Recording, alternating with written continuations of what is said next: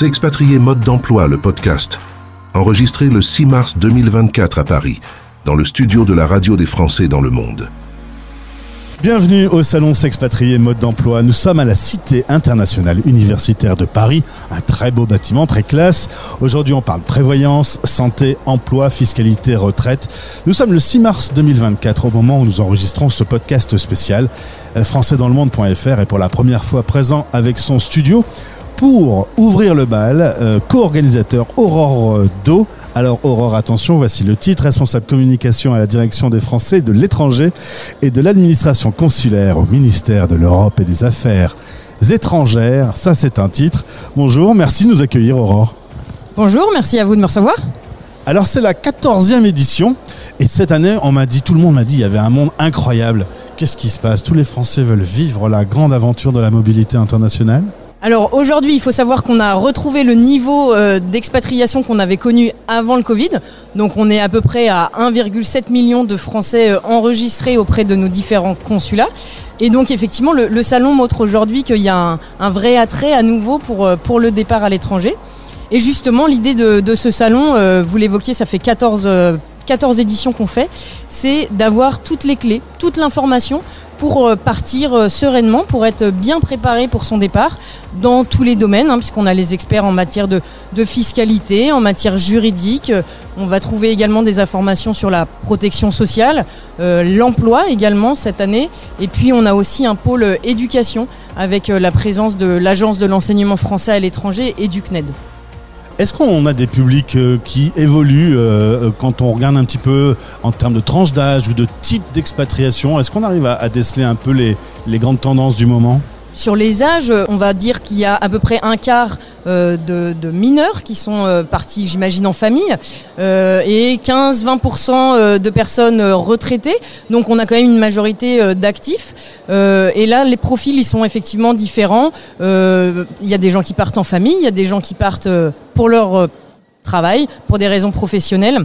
On a aussi de plus en plus de jeunes qui s'expatrient, alors avec un profil peut-être parfois un petit peu différent, avec le développement du télétravail ou en tout cas du travail à distance. On a ce qu'on appelle l'émergence des nomades numériques. On va aller travailler 3 mois en Espagne, 3 mois en Thaïlande. Voilà, peut-être qu'on suit un petit peu la météo, le gré des envies, des rencontres.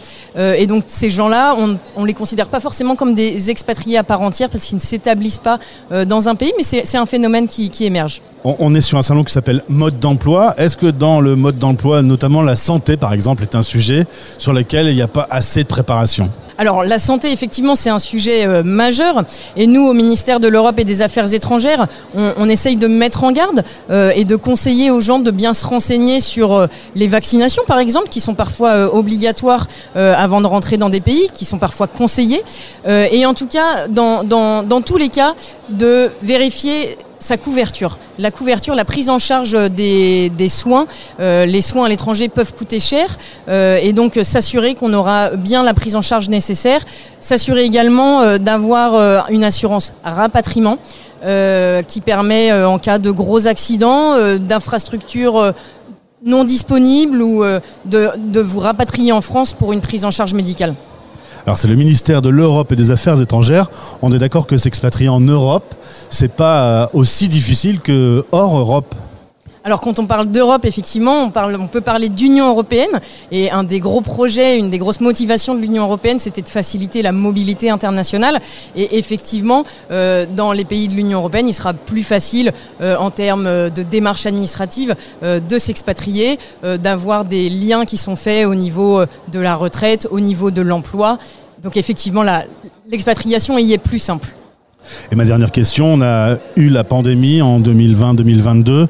Est-ce que ça a changé un petit peu les lignes ? On a souvent sur l'antenne de la radio des Français dans le monde, des Français qui me disent on veut partir moins loin, on a eu peur un peu de se retrouver isolé de sa famille. Est-ce qu'on le sent dans les chiffres ou il y a un petit peu trop tôt encore ?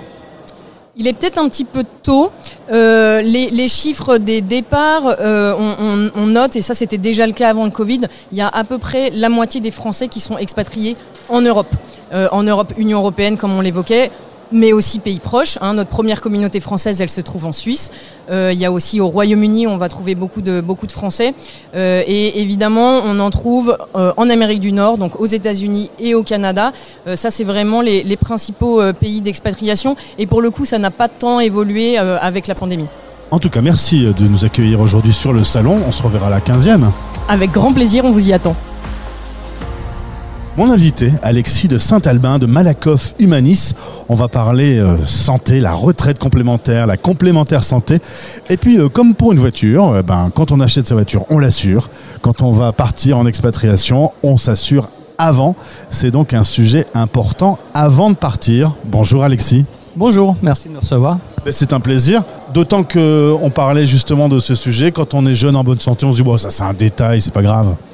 Oui, alors bon, je pense que le premier point à voir, c'est dans quel pays on va. Parce que si vous allez vous installer, que ce soit pour des études, pour prendre votre retraite ou pour travailler en Suède, c'est pas la même protection sociale que si vous allez au Mali ou en Afrique du Sud. Donc la première chose à faire, c'est dans quel pays on va et est-ce que dans ce pays j'aurai une couverture sociale correcte. Voilà. Si c'est pas le cas, là on se dit comment je fais pour ma retraite, ma santé, ma prévoyance. C'est là où on vient dans ce salon pour rencontrer les professionnels de la protection sociale.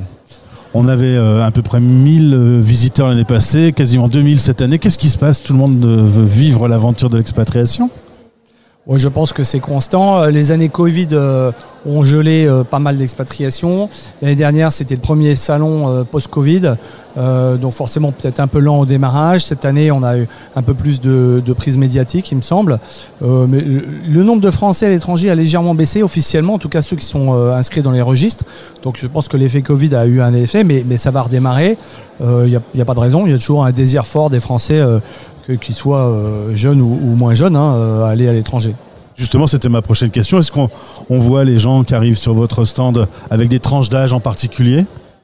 Alors, depuis 2 ans, la particularité, c'est qu'à la fois on a ce salon, mais on a aussi des conférences qui sont retransmises en direct sur le web. Et donc, les gens qui se mobilisent, qui ont le plus de temps, viennent ici, et ceux qui ont moins de temps, peut-être nous suivent plus via les conférences. Et ça explique pourquoi on a peut-être un peu plus de personnes qui ont un projet de retraite à l'étranger, qui viennent ici, alors que les gens qui sont actifs, ils suivent sans doute la conférence de chez eux. Mais on a vraiment tout âge, toute catégorie. En tout cas, pour en savoir plus, il y a le site de Malakoff Humanis. Occupez-vous de ce sujet sérieusement, on ne le dira jamais assez. Merci Alexis, à bientôt. Merci, au revoir. On se retrouve sur tous les salons, Julie. Oui, exactement, salut. Julie Meunier de pvtiste.net. On parle aujourd'hui sur ce salon notamment des 20 ans des accords avec l'Australie. Tu m'as dit texto, ça ne nous rajeunit pas. Exactement, moi qui suis partie en 2006-2007 en PVT en Australie, donc oui, ça ne me rajeunit pas. Et donc ça fait 20 ans que chaque année, plus de 20 000 Français environ partent en PVT en Australie. Alors on va rappeler quand même pour les novices, PVT, programme, vacances, travail. Exactement, programme vacances-travail ou Working Holiday Visa, c'est la même chose. Et en gros, ça permet aux jeunes Français, entre autres, qui ont entre 18 et 35 ans, de partir 1 an en Australie avec le droit de voyager, de travailler ou de mélanger un petit peu les deux. Alors il y avait Erasmus qui était plutôt en Europe pour les étudiants. Le PVT, c'est un dispositif pour les jeunes aussi, mais hors Europe. Exactement, parce que quand on veut travailler dans l'Union européenne, en tant que Français, on n'a pas besoin de visa, on ne le sait pas toujours, c'est facile. Demain, je pars en Italie, je peux travailler, mais si je vais plus loin, notamment en Australie, il me faut un visa de travail. Généralement, c'est pas évident, mais avec le PVT, c'est facile. Alors pourquoi l'Australie a un tel succès avec les jeunes ? Alors je pense que l'Australie, ça plaît beaucoup parce que c'est un super pays, hyper adapté au voyage, c'est un peu... Je dis souvent que mon PVT, c'était une colonie de vacances pour adultes. Vraiment, on rencontre beaucoup de gens. Les paysages sont super beaux. On peut faire plein d'expériences nouvelles. Et puis après, il y a le bouche à oreille qui marche bien et qui fait qu'au fil des années, ça paraît hyper abordable, même si c'est à l'autre bout du monde. On est sur le salon depuis le début de journée. Tu as un profil particulier qui vient de voir. Il y a une destination en particulier qui revient ? L'Australie revient pas mal, mais quand même, on a beaucoup de questions sur le Canada. Tu sais, c'est au tirage au sort, donc ça rend un petit peu le truc un peu plus précieux. Et souvent, d'ailleurs, les gens pensent que le Canada, c'est la destination numéro 1 chez les Français. Mais non, l'Australie est discrète, il n'y a pas de quota. Tous ceux qui veulent une place, ils l'ont. Et donc, ils sont beaucoup plus nombreux à aller en Australie en vrai.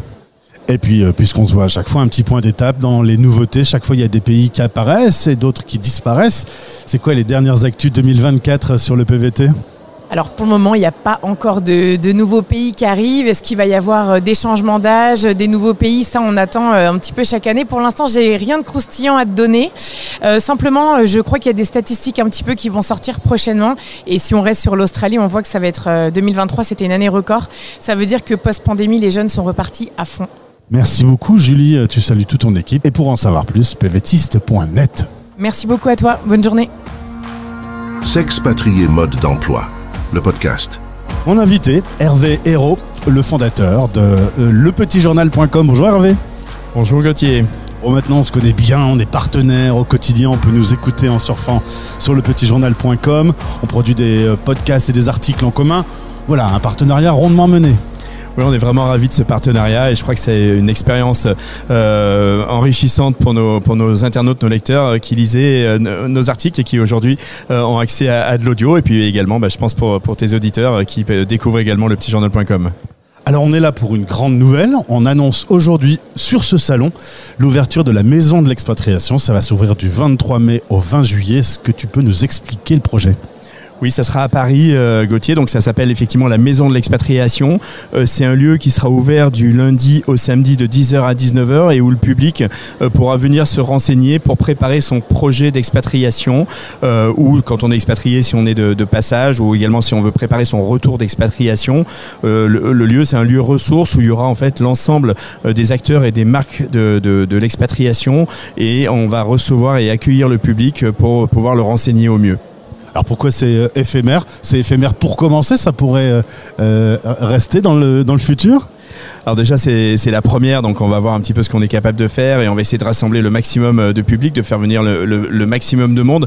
Dans cette maison il y aura aussi des animations, il y aura des conférences, des tables rondes, des ateliers, des after-work, donc on espère y voir passer beaucoup de monde et puis effectivement on espère la pérenniser dans le futur. Mais je pense que c'est pas mal d'avoir une période. D'abord ça marche bien ces pop-up stores, le côté éphémère, mais aussi je crois que c'est la bonne période pour préparer son expatriation, le printemps avant l'été, avant de partir justement, puisque beaucoup de départs se font pendant l'été. Donc le public, ça sera le moment de venir nous rendre visite dans le 9e arrondissement de Paris. Alors évidemment, il y a eu la période Covid qui ont un peu bougé les lignes, mais est-ce que depuis, on sent un nouveau dynamisme, une envie des Français de partir pour découvrir le monde, pour travailler, pour explorer ? Oui, les chiffres sont repartis à la hausse après une baisse qui a été constatée pendant les années Covid et je pense qu'il n'y a pas de raison. Je crois que les gens sont de nouveau intéressés pour tenter leur chance, tenter l'aventure à l'étranger. C'est une expérience fantastique. Moi, j'ai été expatrié pendant 13 ans et je le souhaite à tout le monde. C'est vraiment une chance qu'il faut se donner. En revanche, il faut se préparer. Et évidemment, on trouve beaucoup d'informations sur le net, mais je crois que cette maison, elle a tout son sens parce qu'on va vraiment accueillir le public de façon très personnalisée avec des personnels qui eux-mêmes ont été expatriés, donc ils pourront témoigner de leur propre expérience et puis avec des partenaires et en premier lieu la Caisse des Français de l'étranger avec qui on ouvre cette maison qui vraiment je dirais vont permettre de dresser un tableau assez large, c'est-à-dire que si vous partez pour votre retraite, si vous partez comme étudiant, si vous partez pour un PVT, si vous partez avec des enfants, sans des enfants, selon où vous partez, c'est vraiment le but, c'est de pouvoir personnaliser au maximum les réponses qu'on pourra donner au public. Eh bien, allez faire un tour sur la maison de l'expatriation. Ça ouvre le 23 mai, c'est jusqu'au 20 juillet. Hervé, merci, je te souhaite un excellent salon. Merci Gauthier et merci à tous les internautes. Au revoir. Écoutez les Français du monde raconter leurs belles histoires. Les grosses voitures américaines, des fois on en voit même certaines qui sont plaquées or. Il y a la muraille qui a été reconstruite, on peut se balader sans problème, ça c'est magique. Les Canadiens vont dans des restaurants ou des boulangeries françaises sans aucun problème. Françaisdanslemonde.fr, un service gratuit dédié à la mobilité internationale pour accompagner ceux qui s'y préparent, la vivent ou en reviennent. Françaisdanslemonde.fr. Avec plus de 2000 interviews que vous pouvez écouter très simplement en version podcast depuis notre site ou via votre appli habituelle, Spotify, Deezer, YouTube.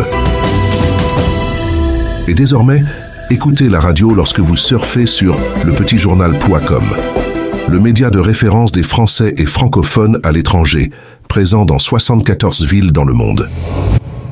On va parler travail. Et pour parler travail sur le salon, c'est France Travail. L'équipe Mobilité Internationale est présente. Et avec moi, Olivier Perrin, conseiller. Olivier, bonjour et bienvenue sur la radio des Français dans le monde. Bonjour, merci de votre accueil. Alors je vois qu'il y a beaucoup de monde sur le stand indemnisation. C'est un sujet, quand on va partir, on peut classer en gros ceux qui partent en Europe, ceux qui partent hors Europe et ceux qui reviennent. Oui, tout à fait. Donc, en fonction du lieu où les personnes ont travaillé, il peut y avoir une ouverture de droit et surtout transfert de droit possible au sein de l'Europe. On a un excellent podcast que je vous invite à écouter sur ce sujet. Nous, ensemble, on va parler des services d'accompagnement des demandeurs d'emploi. On a déjà sur cette antenne eu l'occasion d'interviewer des conseillers de France Travail. C'est impressionnant le nombre de services que vous avez mis à disposition de ceux qui se préparent à vivre la mobilité. Alors, tout à fait, donc c'est vrai qu'on a développé beaucoup d'activités à l'international. Là, on propose actuellement un accompagnement pour les demandeurs d'emploi donc inscrits à France Travail qui ont un projet de mobilité à l'international en Europe ou ailleurs dans le monde. Donc un accompagnement qui est sur 3 mois dans lequel on propose de faire un diagnostic sur le projet pour voir où ils en sont de leur projet et de la faisabilité de ce projet. Et ensuite, dans le cadre de cet accompagnement, donc sur 3 mois, nous proposons toute une batterie d'ateliers en ligne sur différentes destinations, toujours pareil, en Europe ou hors Europe. Également des ateliers sur l'interculturalité, sur travail dans l'humanitaire, sur la création d'entreprises à l'étranger, également des ateliers sur le CV en anglais ou le CV en allemand. Et là, on va mettre en place bientôt le CV en espagnol. Et donc, à l'issue de ces ateliers, les personnes qui y participent ont des informations sur la recherche d'emploi, sur les aspects culturels, sur le marché du travail, sur des sites utiles. Pour les pays hors Europe, les démarches à faire pour obtenir un permis de travail. Et pour tout ce qui est Europe, nous sommes en lien avec le réseau EURES, qui est le réseau des services de l'emploi européens, dont fait partie France Travail. Alors France Travail, c'est le nouveau nom de Pôle emploi. Quand on se connecte sur le site, il y a une zone dédiée à la mobilité internationale. C'est par là que tout commence ?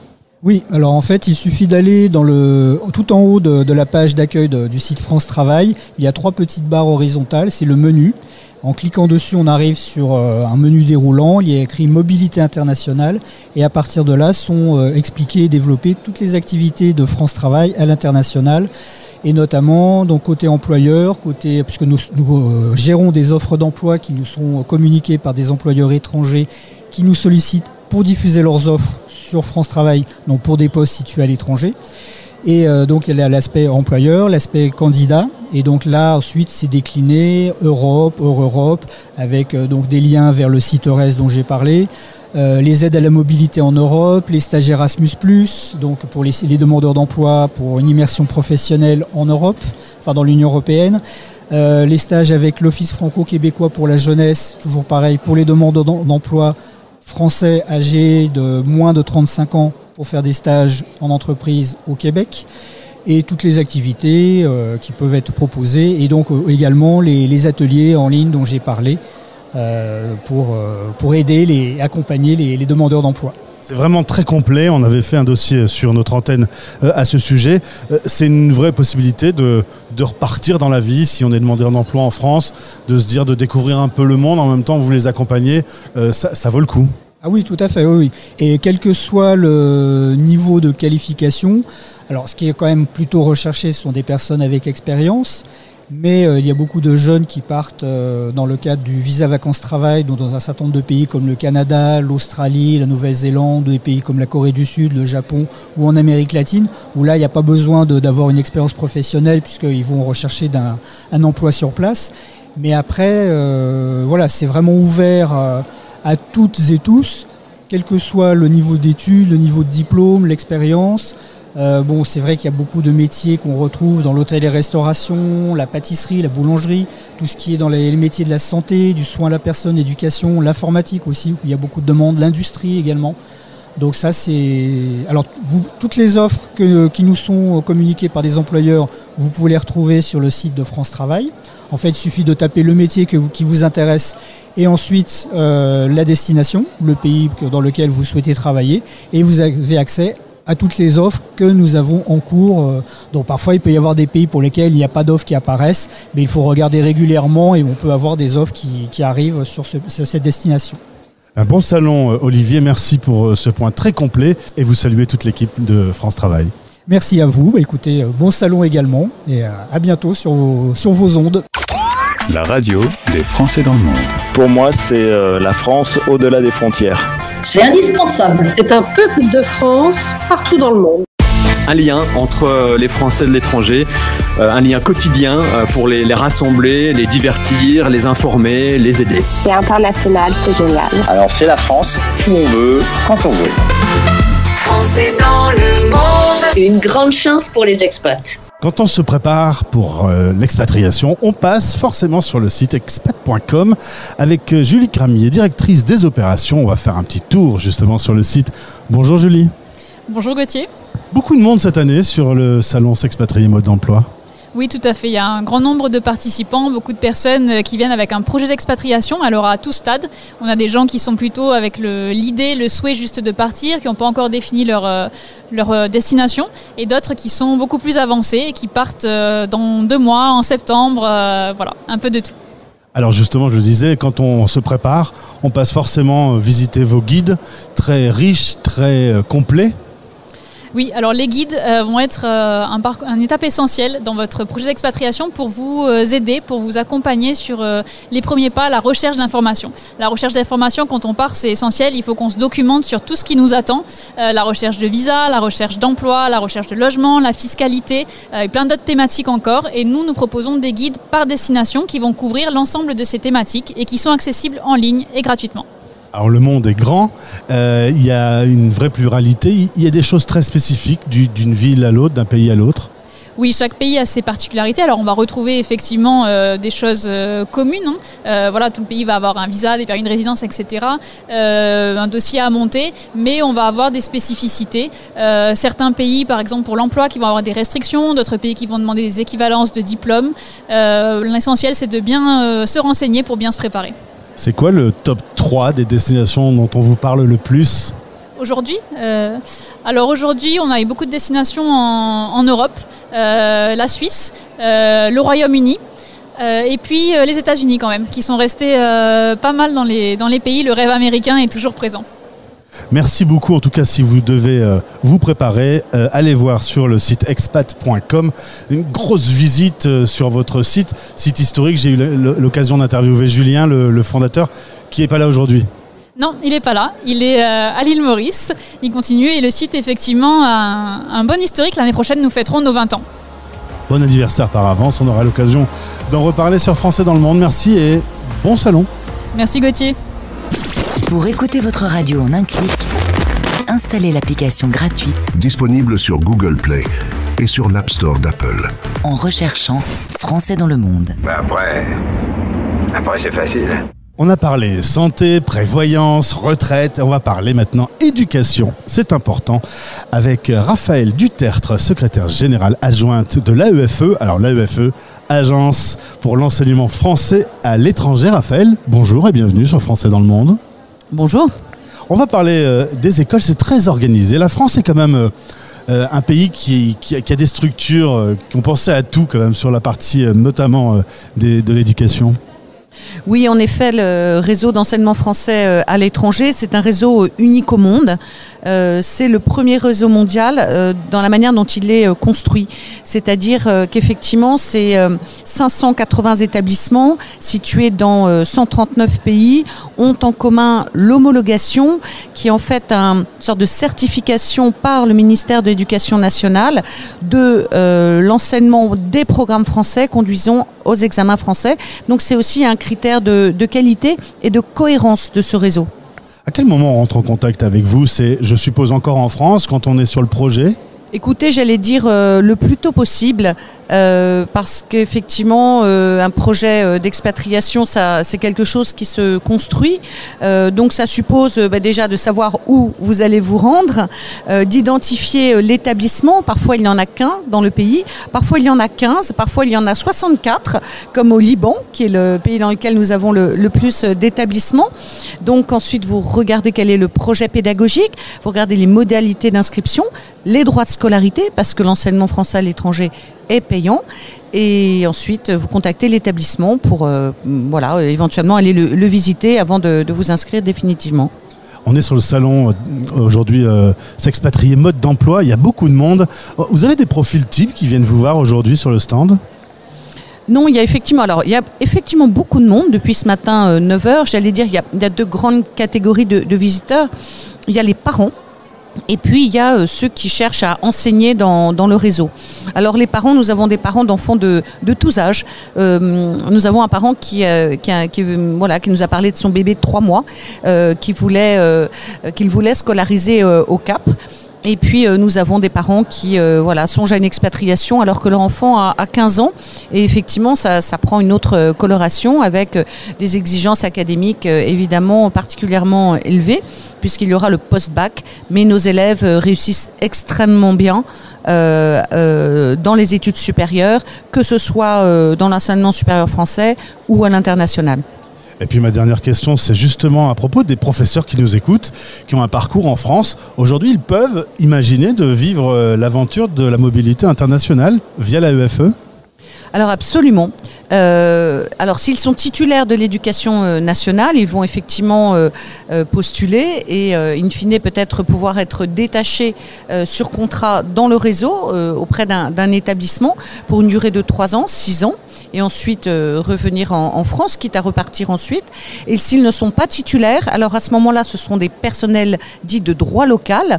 Et comme son nom l'indique, donc ils postulent directement auprès de l'établissement et ils auront un contrat qui sera soumis au droit local. Ça peut donner des idées. Raphaël, merci pour avoir répondu à nos questions. Plaisir de se retrouver. Avec grand plaisir. Au revoir. Retrouvez plus de 2000 podcasts pour vous préparer ou pour mieux vivre la mobilité internationale sur françaisdanslemonde.fr